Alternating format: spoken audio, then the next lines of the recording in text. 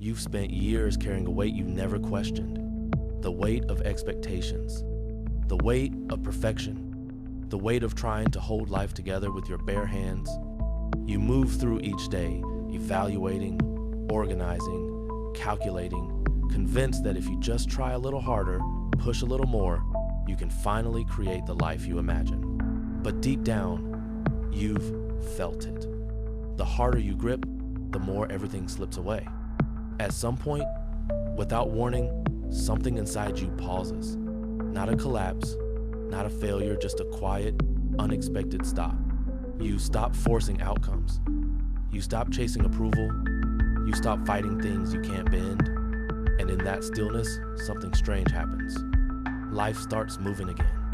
This is the paradox. The greatest thinkers have always hinted at the paradox of release.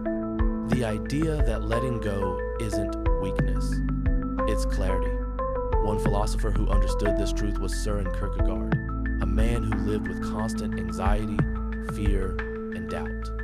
Yet, instead of trying to control his life into perfection, he discovered a different path, a leap of surrender. Not surrender as in giving up, but surrender as in trusting the flow of existence more than the noise of the mind. Kierkegaard wrote about the dizziness of freedom, that moment when a person stops clinging to the familiar and steps into uncertainty.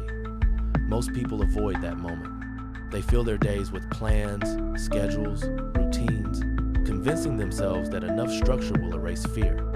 But fear doesn't disappear when you build walls around it. It disappears when you stop feeding it. We live in a world obsessed with control. Every success story tells you to work harder, optimize everything, stay disciplined, stay productive.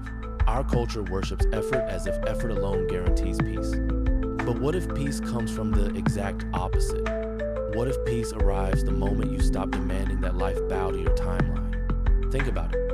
You track your habits, your sleep, your emotions, your goals. You chase every tiny flaw, every misstep, trying to polish it into perfection. And yet, the more you monitor yourself, the less alive you feel. Because control isn't order. Control is fear with a mask on. Kierkegaard understood this long before self-help existed. He believed that humans cling to control because the alternative freedom is terrifying. Freedom means anything can happen. Freedom means uncertainty. Freedom means responsibility for choices that can't be predicted. But he also believed that freedom is the only way to truly live. There's a moment in every person's life when the illusion cracks, when the plans you held so tightly fall apart, when the future you built collapses in ways you never expected. And for a second, you're suspended between who you were and who you might become. Most people see that moment as disaster.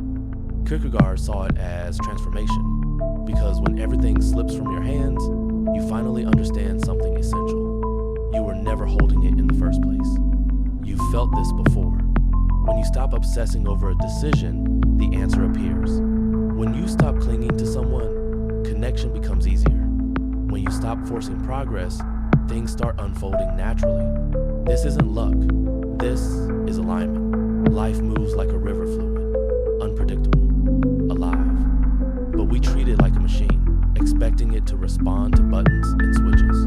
We try to engineer outcomes that were never ours to design. And in that struggle, we lose the rhythm of living.